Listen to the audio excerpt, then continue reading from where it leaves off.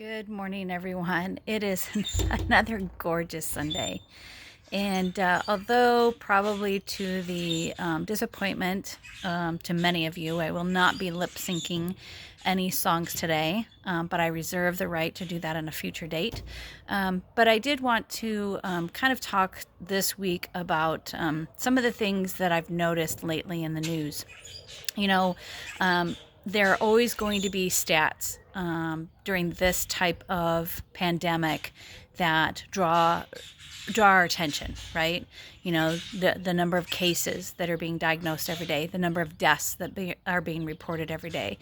But I really want us to focus on the things that we don't necessarily hear so much about. The people that get diagnosed that don't die, the ones that survive. And the last number I saw was in the hundreds of thousands, if not even more, because there may have been people that were maybe exposed to the coronavirus that didn't know that they had it. Maybe were asymptomatic, right? They didn't show any symptoms, so they didn't necessarily do anything to pass it along intentionally, but maybe they passed it unintentionally. And so I want us to remember that it's really, really easy for us to kind of get sucked into numbers, right? The statistics, the number of cases that are being reported, and the number of deaths. And I am completely humbled by the number of people that have lost their lives or lost loved ones during this crazy time that we're all in right now. But I will also remind us all that spring is upon us, and spring is my absolutely favorite season. And the reason that I love spring is because it reminds me of new growth.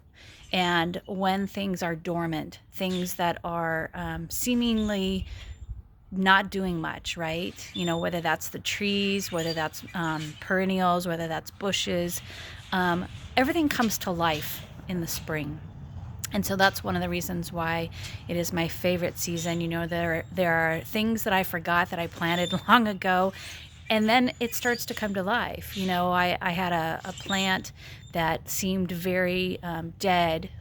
It was brown and it was brittle and it was hard, and it just seemed like there was no life left in it. And I was ready to pull it.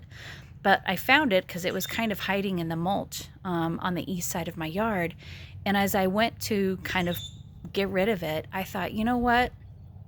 Let's see what happens if I give it some water, if I let the sun nourish it as well, and I just give it time. And to my surprise, this plant that I was ready to pull, that I was ready to just, uproot it from where it needs to be, it started to grow. And so this week, I really want to focus on, spring is a time of rebirth. It is a time for leaving the space that we have known, which may have been cold and dark and distant and all of those things that sometimes winter brings to us, just like the pandemic brings to us, right? And so as I look around my yard, for the most part, I only plant perennials because I love to watch them come back to life in the spring. And over my shoulder, right here, is my strawberry plant. And I love strawberries, especially fresh strawberries.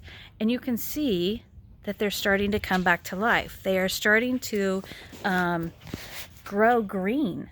And, I made a mistake a couple of years ago and put something on them that I thought would help them grow. And they're resilient, right? And that's who we are. We as people are resilient, and this is a time where we show that resiliency. We will persevere, and maybe it doesn't look like we want it to. We would never have wished this upon ourselves, but now is when we show not only our courage and our strength, but we show who we are, what we're made of.